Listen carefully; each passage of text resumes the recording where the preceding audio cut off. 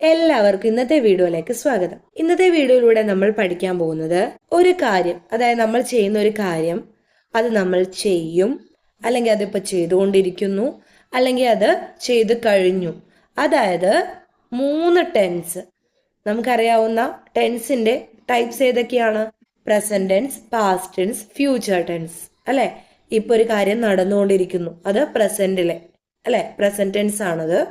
ഇനി നമ്മളത് ഫ്യൂച്ചറിൽ ചെയ്യും എന്ന് പറയാൻ ഫ്യൂച്ചർ ടെൻസ്. കഴിഞ്ഞു പോയി എങ്കിൽ അത് പാസ്റ്റ് ടെൻസ്. അപ്പോൾ ഒരേ കാര്യം ഈ 3 ടെൻസിൽ എങ്ങനെ പറയാം എന്നാണ് നമ്മൾ ഇന്ന് പഠിക്കാൻ പോകുന്നത്. അതുകൊണ്ടാണ് 3 in 1 എന്ന് കൊടുത്തിരിക്കുന്നത്. ഓക്കെ, അപ്പൊ നമുക്ക് നേരെ വീഡിയോയിലേക്ക് പോവാം. ഞാൻ സിനിമ കാണും. ഇതൊരു ഫ്യൂച്ചർ ടെൻസ് ആണ്. അതായത് ഫ്യൂച്ചറിൽ ഞാൻ ചെയ്യാൻ ഉദ്ദേശിക്കുന്ന കാര്യമാണ് ഞാൻ സിനിമ കാണും. ഓക്കെ, ഇത് സിമ്പിൾ ഫ്യൂച്ചർ ടെൻസ് ആണ്.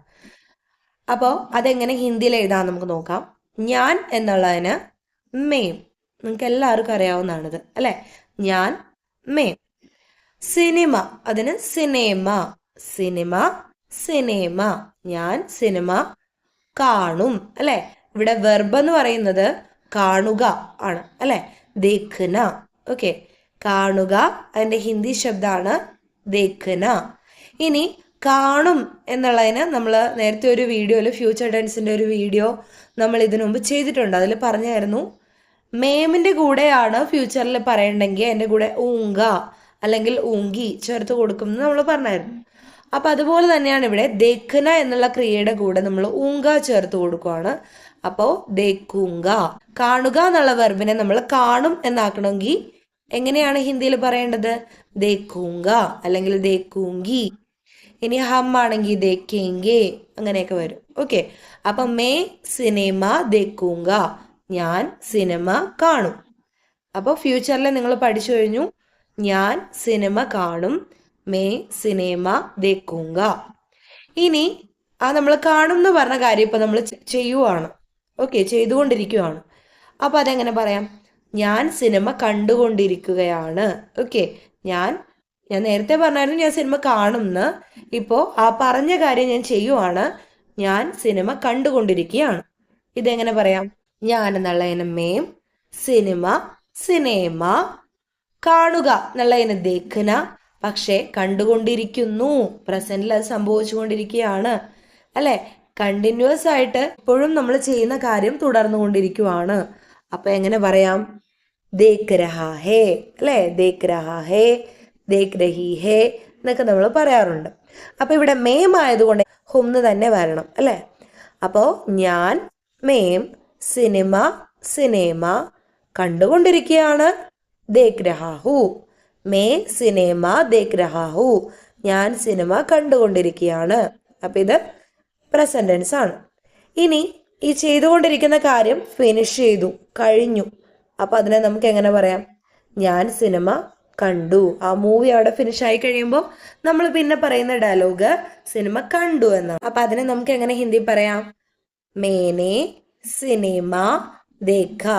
അപ്പോ പാസ്റ്റ് ടെൻസിൽ വരുമ്പോ അവിടെ നമ്മൾ മേം അല്ലെ, മേമിന്റെ കൂടെ നേ ചേർക്കണം. നമ്മൾ കാരകിന്റെ വീഡിയോയിൽ നമ്മൾ പറഞ്ഞിരുന്നു, ഒരു കാര്യം ചെയ്തു എന്ന് കാണിക്കാൻ ആ ചെയ്ത ആളുടെ കൂടെ നമ്മള് കർത്ത അല്ലെ, ചെയ്യുന്ന ആളാണ് കർത്ത, അതിന്റെ കൂടെ നേ ചേർക്കണം. അപ്പൊ ഇവിടെ മേമിന്റെ കൂടെ നേ ചേർത്തു, കർത്തയുടെ കൂടെ നേ ചേർത്തു, മേനെ.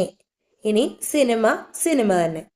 കണ്ടു എന്നുള്ളതിന് നമുക്ക് എങ്ങനെ പറയാം? പാസ്റ്റ് ടെൻസിലെ കാര്യമാണ്. അപ്പൊ ദേഖ്ന എന്നുള്ള വെർബ് ഇവിടെ ദേഖ എന്നായി മാറും. ഇപ്പൊ പഠന എന്നുള്ള വെർബാണെങ്കിൽ പഠ എന്നായി മാറും.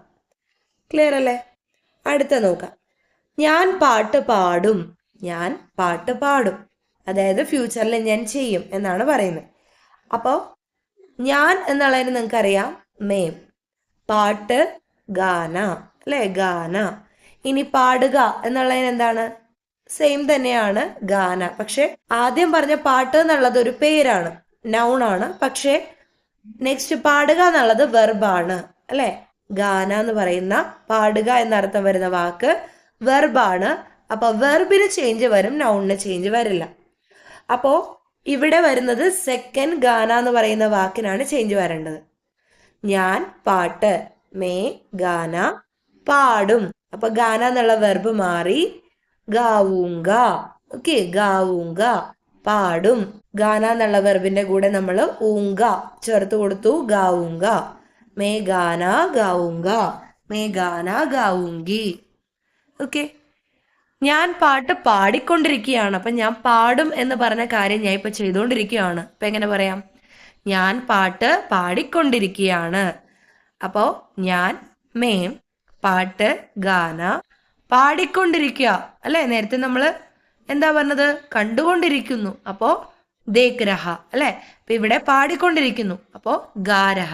ഞാൻ പാട്ട് പാടിക്കൊണ്ടിരിക്കുകയാണ്. മേ ഗാന ഗാരഹാഹു, മേ ഗാന ഗാരഹാഹു. ക്ലിയർ അല്ലേ?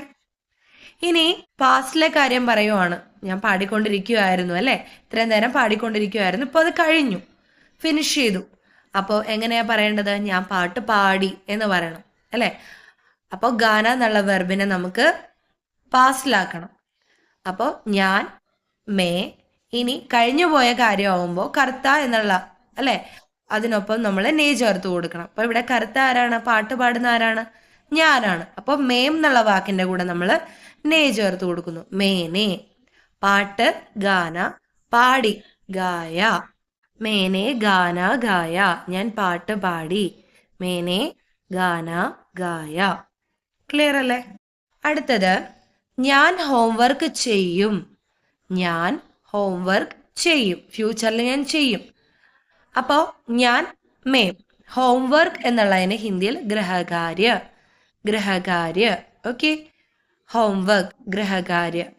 ഞാൻ ഹോംവർക്ക് ചെയ്യും. ചെയ്യുക എന്നുള്ളതിന് ഹിന്ദിയിൽ കർണ.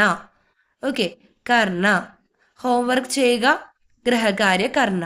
ഓക്കെ, അപ്പോ ഇവിടെ നമ്മൾ ചെയ്യും ഫ്യൂച്ചറിലാക്കണം. കർണ എന്നുള്ള വെർബ് ഫ്യൂച്ചറിലാക്കുന്ന എങ്ങനെയാ?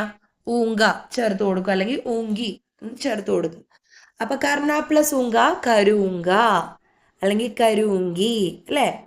ഞാൻ ഹോംവർക്ക് ചെയ്യും, മേ ഗൃഹകാര്യ കരൂങ്ക. ഞാൻ മേം ഹോംവർക്ക് ഗൃഹകാര്യ ചെയ്യും, കരൂങ്ക. ഇനി പ്രസന്റിലേക്ക് ആക്കുവാണ് നമ്മൾ ആ സെന്റൻസ്. ഞാൻ ഹോംവർക്ക് ചെയ്തുകൊണ്ടിരിക്കുകയാണ്. ഞാൻ ഹോംവർക്ക് ചെയ്തുകൊണ്ടിരിക്കുകയാണ്. എങ്ങനെ പറയാം? ഞാൻ മേം ഹോംവർക്ക് ഗൃഹകാര്യ ചെയ്തുകൊണ്ടിരിക്കുക. അതിനെങ്ങനെ പറയാം? നേരത്തെ കണ്ടുകൊണ്ടിരിക്കുന്നു ദേഖ് രഹ അല്ലെ, കേട്ടുകൊണ്ടിരിക്കുന്നു സുൻ രഹ, ചെയ്തുകൊണ്ടിരിക്കുന്നു കർ രഹ. ഓക്കെ, കർ രഹ. ഞാൻ ഹോംവർക്ക് ചെയ്തുകൊണ്ടിരിക്കുകയാണ്. ഞാൻ മേം ഹോംവർക്ക് ഗൃഹകാര്യ ചെയ്തുകൊണ്ടിരിക്കുകയാണ്, കർ രഹ അല്ലെ. അപ്പോ മേ ഗൃഹകാര്യ കർ രഹാഹു. മേം വരുന്നത് കൊണ്ടാണ് എന്തെങ്കിലും ഹും വരുന്നത്. അപ്പൊ അത് മറന്നു പോരുത്. അടുത്തത് ഇനി നമ്മൾ ചെയ്തു കഴിഞ്ഞു. ഇപ്പൊ ചെയ്തുകൊണ്ടിരുന്ന കാര്യം കഴിഞ്ഞു എന്ന് പറയാൻ എങ്ങനെ ചെയ്യണം? കർണ എന്നുള്ള വെർബിനെ നമ്മൾ പാസ്റ്റ് ടെൻസിലാക്കണം അല്ലെ. അതുകൂടാതെ ചെയ്യുന്ന ആള്, ഹോംവർക്ക് ചെയ്യുന്ന ആരാണ്? ഞാനാണ്. അപ്പൊ ഞാൻ എന്നുള്ള വാക്കിനൊപ്പം നമ്മൾ നേ കൂടി ചേർത്ത് കൊടുക്കണം. അപ്പോ നമുക്ക് നോക്കാം. ഞാൻ മേം, ഇനി നേ ചേർക്കാം, മേനെ. ഹോംവർക്ക് ഗൃഹകാര്യ ചെയ്തു, കർണ പാസ്റ്റിലാവുമ്പോ കിയ. അപ്പോ ഞാൻ ഹോംവർക്ക് ചെയ്തു, മേനെ ഗൃഹകാര്യ കിയ. ഞാൻ ഹോംവർക്ക് ചെയ്തു, മേനെ ഗൃഹകാര്യ കിയ. ക്ലിയർ ആയല്ലോ? അടുത്ത നോക്കാം. ഞാൻ കത്തെഴുതും. ഞാൻ കത്ത് എഴുതും അല്ലെ. ഞാൻ എന്നുള്ളതിന് മേം. കത്ത്, പത്ര, ഖത്ത്, ചിട്ടി, അങ്ങനെ പല വാക്കുകൾ ഉപയോഗിക്കാം. അപ്പൊ ഇവിടെ ഞാൻ പത്ര എന്നുള്ള വാക്കാണ് എടുത്തിരിക്കുന്നത്. ഞാൻ കത്ത് എഴുതും അല്ലെ. കത്ത് പ്ലസ് എഴുതും. അപ്പൊ എഴുതുക എന്നുള്ളതിന് എന്താണ്? ലിഖ്ന അല്ലെ, ലിഖ്ന. അതാണ് ഇവിടുത്തെ വെർബ്. ഞാൻ മേ കത്ത് പത്ര ലിഖ്ന. ഇവിടെ ഫ്യൂച്ചറിലാക്കുമ്പോൾ ഊങ്ക അല്ലെങ്കിൽ ഊങ്കി ചേർത്ത് കൊടുക്കുക. അപ്പോൾ ലിഖൂങ്ക അല്ലെങ്കിൽ ലിഖൂങ്കി. ഓക്കെ, ഞാൻ കത്തെഴുതും, മേ പത്ര ലിഖൂങ്ക. ഞാൻ കത്ത് എഴുതും, മേ പത്ര ലിഖൂങ്ക. ക്ലിയർ? ഇനി നമുക്ക് കത്ത് എഴുതിക്കൊണ്ടിരിക്കുന്ന കാര്യം പറയാം അല്ലെ.